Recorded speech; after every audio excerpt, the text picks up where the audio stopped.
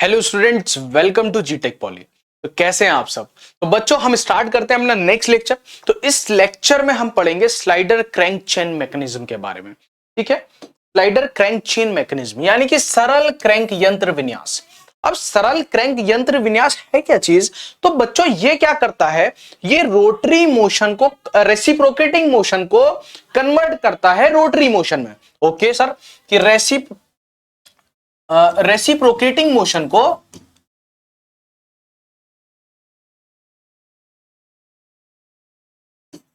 Motion convert कर रहा है किसमें, रोटरी मोशन में।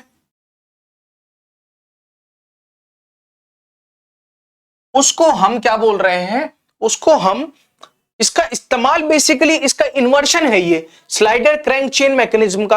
अब स्लाइडर क्रैंक चेन मैकेनिज्म क्या है, ये तो एक मैकेनिज्म है। अब इसका इन्वर्शन, इसका इस्तेमाल भी तो कहीं ना कहीं किया जा रहा होगा ना, वो अभी हम देखेंगे कहां किया जा रहा है। ये क्या करता है, रेसिप्रोकेटिंग मोशन को रोटरी मोशन में कन्वर्ट कर देता है।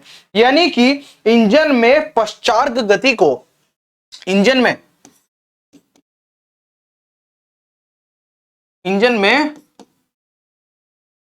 पश्चार्ग गति को कन्वर्ट कर रहा है, पश्चार्ग गति को कन्वर्ट कर रहा है किसमें, घुमाऊ गति में। बिल्कुल कर रहा है सर, अभी देखेंगे इसको भी, घुमाऊ गति में कन्वर्ट कर दे रहा है। ठीक है, उसको हम बोल रहे हैं स्लाइडर क्रैंक चेन मैकेनिज्म, यानी कि सरल क्रैंक यंत्र विन्यास। अब देखो इसमें क्या है, ये तो सिर्फ एक मैकेनिज्म है। अब मैकेनिज्म में क्या है, इसका इन्वर्शन तो बनाना पड़ेगा, और इन्वर्शन अगर बनाना है तो लिंक्स को क्या करना पड़ेगा, फिक्स करना पड़ेगा। ये हम इन्वर्शन में पढ़ चुके हैं। इन्वर्शन में ये तो होता है फिक्स करते हैं। अब जब मैं फिक्स करूंगा तो मुझे कुछ मिलेगा, क्या मिलेगा, आओ देखते हैं। अब स्लाइडर क्रैंक चेन मैकेनिज्म कैसा होता है वो एक बार देख लेते हैं। ठीक है,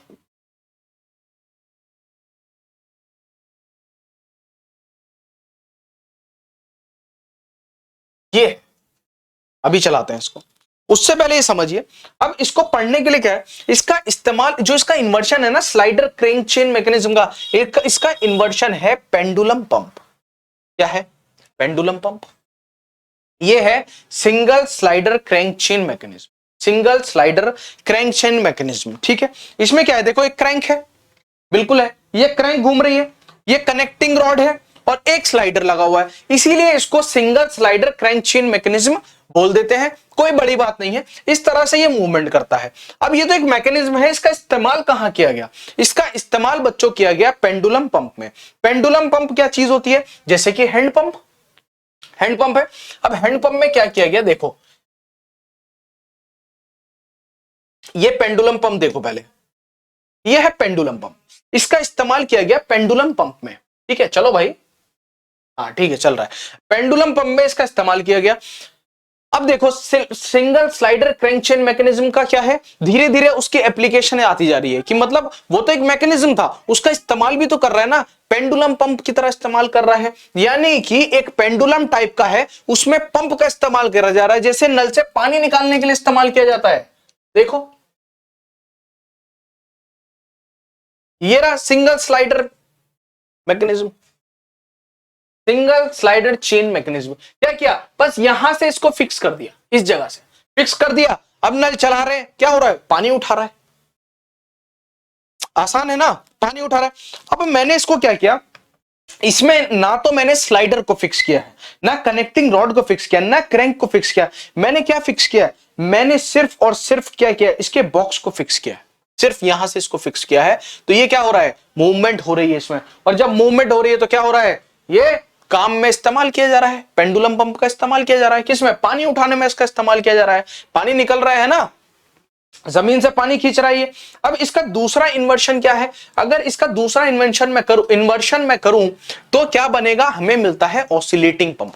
यानी कि मैं क्या करूंगा, अब कनेक्टिंग रॉड को फिक्स कर दूंगा। तो अगर मैंने कनेक्टिंग रॉड फिक्स की तो मुझे कुछ इस तरह का ऑसिलेटिंग सिलेंडर मिलेगा बच्चों। ये क्या है, ये ऑसिलेटिंग सिलेंडर है। ठीक है, इसमें क्या किया, मैंने कनेक्टिंग रॉड को इसको फिक्स कर दिया। अब जब मैंने इसको कनेक्टिंग रॉड को फिक्स कर दिया तो क्रैंक तो घूम रही है, साथ साथ क्या हो रहा है, ये भी ऊपर नीचे मूवमेंट हो रहा है। ठीक है, ये देखो तो इसको बोलते हैं ऑसिलेटिंग सिलेंडर। सिंपल, बहुत आसान है। ऑसिलेटिंग सिलेंडर समझ में आया। अब देखो इसके बाद हमारा एक और मैकेनिज्म हमें पढ़ना होता है, उसको बोलते हैं Scotch yoke mechanism. Scotch yoke mechanism, Scotch yoke mechanism आपको समझाते हैं पहले। तो स्कॉच यॉक मैकेनिज्म क्या है आपको, ये basically double slider crank chain का इन्वर्शन है ना। डबल स्लाइडर क्रैंक चेन, अब आपको नाम से ही समझ में आ रहा होगा डबल स्लाइडर क्रैंक चेन है। और स्कॉच यॉक मैकेनिज्म में आपको दिखा दूं, यानी कि स्कॉच यॉक यंत्र विन्यास में आपको अगर दिखा दूं तो आप समझ जाएंगे आसानी से कि अच्छा ऐसे काम कर रहा है ये। देखो स्कॉच यॉक मैकेनिज्म क्या है,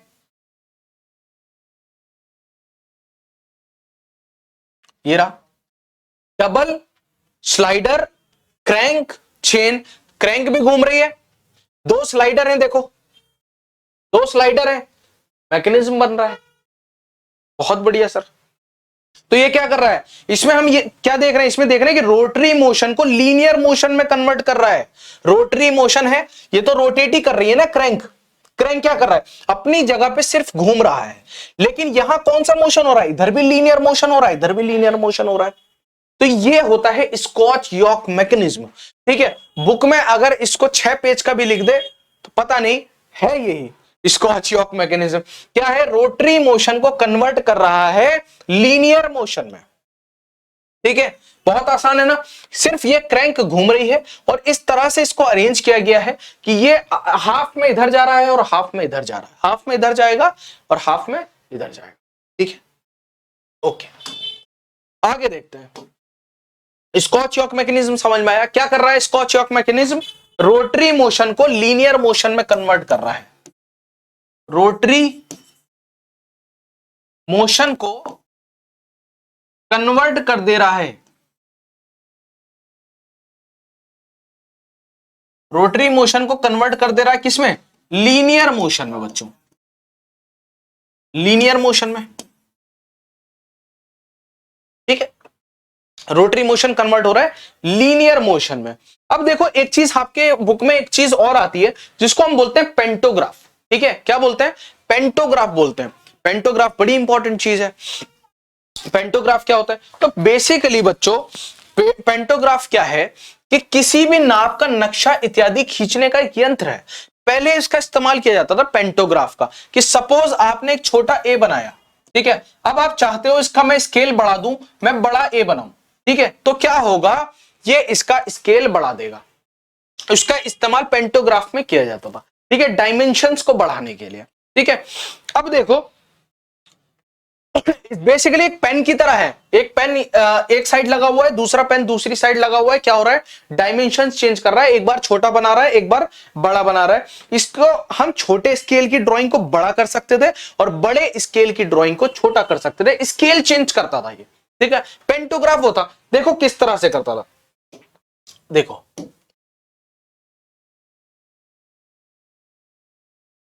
ये रहा पेंटोग्राफ। तो पहले छोटा दिल बन रहा है, फिर बड़ा दिल बन रहा है, ये बन रहा है, ये देखो छोटा दिल बन रहा है, बड़ा दिल बन रहा है। इसी जो मैकेनिज्म है इसको पेंटोग्राफ बोलते हैं बच्चों। ठीक है, इसी को पेंटोग्राफ बोलते हैं। क्या कर रहा है, छोटी स्केल को बड़ा स्केल में कन्वर्ट कर रहा है और बड़ी को छोटा भी कर सकता है। ठीक है, ये मेरा दिल है आप सबके लिए, वैसे टूटा हुआ है पहले से, लेकिन कोई बात नहीं, रखो संभाल करके। तो समझ में आ रहा है ना पेंटोग्राफ क्या है। पेंटोग्राफ बेसिकली क्या कर रहा है, छोटी स्केल की ऑब्जेक्ट को बड़ा कर दे रहा है, बड़ी स्केल की ऑब्जेक्ट को छोटा कर दे रहा है, उसको हम पेंटोग्राफ बोलते हैं। सिंपल, कितना आसान है ना। अब इसको आप अपने वर्ड्स में भी लिख सकते हो बड़ी आसानी से।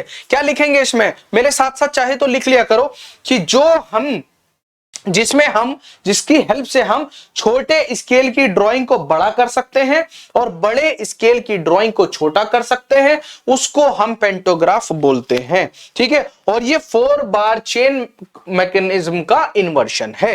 बिल्कुल है सर, 4 बार चेन ही तो है, 4 ही बार तो लगी हुई है, 1 2 3 4। ठीक है, इनका इन्वर्शन है, इन्वर्शन करके क्या बना दिया, एक पेंटोग्राफ बना दिया, जिसका इस्तेमाल क्या कर रहे हो, स्केल को चेंज करने में जिसका इस्तेमाल कर रहे हो, और आसानी से वो हो भी रहा है। तो पता चल रहा है पेंटोग्राफ किस तरह से काम कर रहा है। बुक में समझ में नहीं आती है चीज, बड़ी डिफिकल्ट करके बनाई हुई है, ठीक है, क्योंकि दोनों ही चीजें एक जगह बना दी हैं। ये वाली जो इसकी कंडीशन है ना, जो इसकी इस टाइम जो पोजीशन है वो भी दे दी है, और ये वाली पोजीशन भी दे दी है। तो दोनों पोजीशन को साथ में जब एक डायग्राम में बनाओगे तो वो आसान नहीं होता उसको समझना, है ना। उसी को हम क्या बोल देते हैं, पेंटोग्राफ बोल देते हैं। अब देखो आगे बढ़ जाए पेंटोग्राफ से। अब पेंटोग्राफ से आगे मुझे क्या पढ़ना है वो देखते हैं। पेंटोग्राफ से आगे हम पढ़ेंगे क्विक रिटर्न मैकेनिज्म, ठीक है। क्विक रिटर्न मैकेनिज्म क्या चीज है, अब क्विक रिटर्न मैकेनिज्म एक बार देख लेते हैं। बिल्कुल आ गया क्विक रिटर्न मैकेनिज्म, ठीक है। अब क्विक रिटर्न मैकेनिज्म क्या कर रहा है बच्चों, इसका इस्तेमाल शेपर मशीन में किया जाता है, ठीक है। शेपर मशीन या स्लॉटर मशीन में इसका इस्तेमाल किया जाता है। क्विक रिटर्न मैकेनिज्म, नाम से ही पता चल रहा है, क्विक मतलब जल्दी, रिटर्न मतलब वापस, मैकेनिज्म है कोई ऐसा मैकेनिज्म है जो जल्दी से किसी चीज को वापस खींच रहा है। किस चीज को खींच रहा है, टूल को खींच रहा है। किस टूल को, शेपर टूल को, कटिंग टूल को, ठीक है, जो मशीन के अंदर लगा हुआ है उसको हम बोल देते हैं क्विक रिटर्न मैकेनिज्म। आसान है ना, बहुत आसान है। अब देखो इसका इस्तेमाल इसलिए किया जाता है ताकि कटिंग टूल जल्दी से वापस आ जाए। कटिंग टूल जैसे ही आगे गया मशीन में, अब जब वो कटिंग उसने एक बार कर दी तो वापस आते हुए तो कटिंग कर नहीं सकता है, तो उसको वापस बुलाना है। अब वापस अगर वो धीरे धीरे जिस स्पीड से वो काटता हुआ गया था, सपोज वो यहां से काटता हुआ गया, ठीक है, यहां पहुंचा वो 10 सेकंड में, अब 10 सेकंड में ही वापस आ रहा है। 10 सेकंड में गया, 10 ही सेकंड में वापस आ रहा है। तो जो काम आप 10 सेकंड में कर सकते थे या 11 सेकंड में कर सकते थे या 12 सेकंड में कर सकते थे, उसमें कितना टाइम लग रहा है आपको, 20 सेकंड लग रहे हैं ना। तो अगर मैं इसे जल्दी से वापस बुला लूं, है ना, इस टूल को ये जल्दी वापस आ जाए, तो मैं इसको फिर से आगे भेज सकता हूं ना, ताकि ये दोबारा कटिंग करे। तो मेरे कुछ सेकंड बचेंगे। अब जब सेकंड बचेंगे तो उसका क्या मतलब है कि मेरा टाइम बचेगा, ठीक है, टाइम सेव होगा। यानी कि आपको यह पता चला कि क्विक रिटर्न मैकेनिज्म का इस्तेमाल टाइम बचाने के लिए किया जाता है, बिल्कुल किया जाता है। यही है किसमें, शेपर मशीन में और स्लॉटर मशीन में इसका इस्तेमाल किया जाता है। किस लिए, ताकि हमारा टाइम सेव हो, हमारा जो टूल है, कटिंग टूल है, वो जल्दी से वापस आए। तो कहां इस्तेमाल किया जा रहा है, शेपर मशीन में इसका इस्तेमाल किया जा रहा है, शेपर मशीन में एंड स्लॉटर मशीन में इसका इस्तेमाल किया जा रहा है, ताकि जल्दी से मेरा टूल वापस आ जाए और मैं क्या कर लूं, टाइम को सेव कर लूं।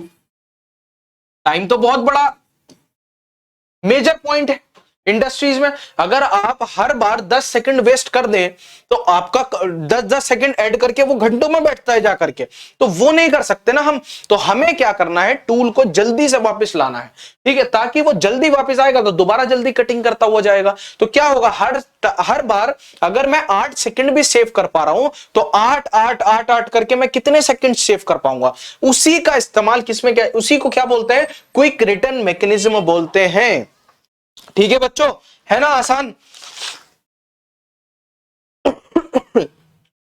क्विक रिटर्न मैकेनिज्म भी आसान है, देखो कितनी आसानी से हमने इसको समझ लिया है। अब देखो क्विक रिटर्न मैकेनिज्म काम किस तरीके से कर रहा है वो एक बार आपको दिखा देता हूं।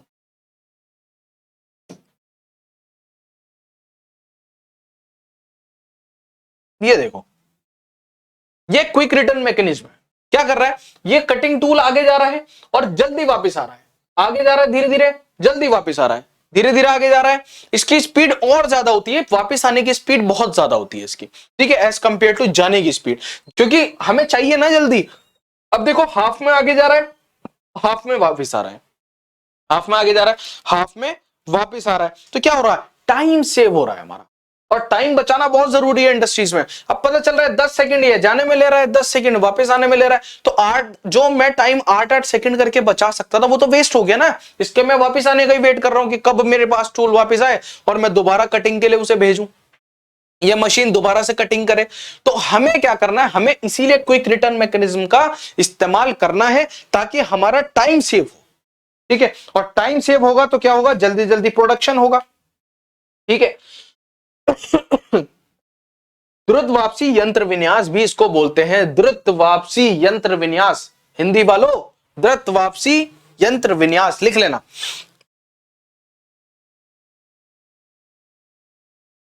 ठीक है, वैसे मैं कोशिश करता हूं अब आपको हिंदी में भी पढ़ाऊं और इंग्लिश में भी पढ़ाऊं, तो ज्यादा से ज्यादा इस्तेमाल उसका किया भी जा रहा है।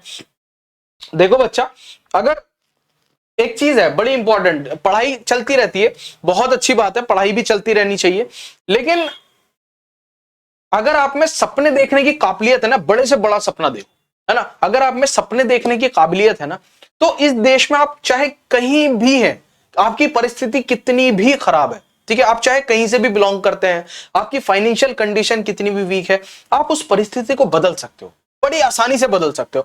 तो अपने आप को मजबूत बनाओ, ठीक है, अपनी एजुकेशन को स्ट्रांग करो, उसके बाद वो परिस्थिति बदलना बड़ी बात नहीं है, ठीक है। और मैं यही कोशिश करता हूं कि जो बच्चा दूर बैठा हुआ है ना, जिसकी उम्मीद सिर्फ हम है, ठीक है, कि सर का कोई लेक्चर आएगा टॉम का तो मैं पढ़ लूंगा, वहां से मेरा सिलेबस कवर अप हो जाएगा, ज्यादातर जो मेहनत है वो आप ही लोगों के लिए।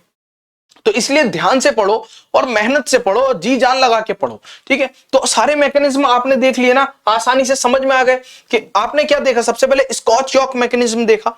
स्कॉच यॉक मैकेनिज्म में क्या मिला आपको, एक क्रैंक मिले और दो स्लाइडर मिले, तो डबल स्लाइडर क्रैंक मैकेनिज्म आपको मिलता है, जो क्या कर रहा है, रोटरी मोशन को लीनियर मोशन में कन्वर्ट कर रहा है। बिल्कुल कर रहा है सर, देखो दिख भी रहा है, कितनी आसानी से दिख रहा है, समझ भी आ रहा होगा। अब कुछ टाइम में ये चीजें ना तुम्हारे सपने में आनी शुरू हो जाएंगी, है ना, ये तुम्हारे सपने में आया करेगा। डबल स्लाइडर क्रैंक चेन, ठीक है। अब देखो सेकंड में देखता हूं पेंटोग्राफ। पेंटोग्राफ तो बहुत ही आसान था, इसको बच्चे पता नहीं क्यों इतना हार्ड समझते हैं। पेंटोग्राफ ये रहा, सिंपल, क्या कर रहा है, छोटी स्केल की ड्राइंग को बड़ा स्केल में कन्वर्ट कर रहा है, उसको पेंटोग्राफ बोलते हैं, जो क्या है, 4 बार चेन मैकेनिज्म का इन्वर्शन है। बिल्कुल है सर, देखो कर रहा है, ये हमने छोटी ड्राइंग बनाई लेकिन इसने बड़ी इसके साथ ही बना दी। जैसे आप यहां पे पेंसिल लगाओगे ना या पेन लगाओगे और आप इसको बनाना शुरू करोगे, ये ऑटोमेटिकली बन जाएगी बेटा, क्योंकि चारों बार्स क्या है, आपस में कनेक्टेड है, ठीक है। तो आपने यहां पे, अब ये हार्ड ही नहीं है, ये तो सिर्फ ऐसे ही मिल गया तो बना दिया। अब इसमें अगर आपको सपोज कोई अल्फाबेट बना रहे हो तो वो बड़ा अल्फाबेट अपने आप बना लेगा, ठीक है। कोई ड्राइंग आपने छोटी बनाई, बड़ी ड्राइंग अपने आप साथ साथ बनती रहेगी। तो क्या कर रहा है, छोटी स्केल की ड्राइंग को बड़ी स्केल में कन्वर्ट कर रहा है। अब आपने सपोज बड़ी ड्राइंग बना रहे हो, आपने पेंसिल यहां से कंट्रोल की हुई है, यहां से बना रहे हो, तो वो छोटी वाली अपने आप बना लेगा, ठीक है। उसके बाद क्विक रिटर्न मैकेनिज्म आता है। क्विक रिटर्न मैकेनिज्म का इस्तेमाल आपने समझा कि इसका इस्तेमाल सर शेपर मशीन में और स्लॉटर मशीन में किया जाता है कटिंग टूल को कंट्रोल करने के लिए। यानी कि कटिंग टूल जिस स्पीड से काटता हुआ जा रहा है उस स्पीड से ज्यादा जल्दी वो वापस आए, ताकि हमारा टाइम सेव हो, ठीक है। तो इसीलिए क्विक रिटर्न मैकेनिज्म का इस्तेमाल करते हैं हम लोग और टाइम को बचाते जाते हैं। समझ में आया? तो कैसा लगा लेक्चर और एनिमेशन समझ में आ रहा है, मजा आ रहा है पढ़ने में एनिमेशन की हेल्प से, या नहीं आ रहा है ये भी जरूर कमेंट में बताइएगा, ठीक है। सो मिलते हैं अपने नेक्स्ट लेक्चर में। फर्स्ट चैप्टर हमारा फिनिश हो गया है, सेकंड चैप्टर हम अपना स्टार्ट करेंगे। चैनल को सब्सक्राइब करना ना भूलें, लेक्चर को लाइक करना ना भूलें, शेयर करना ना भूलें। मिलते हैं नेक्स्ट लेक्चर में, सी यू, बाय बाय।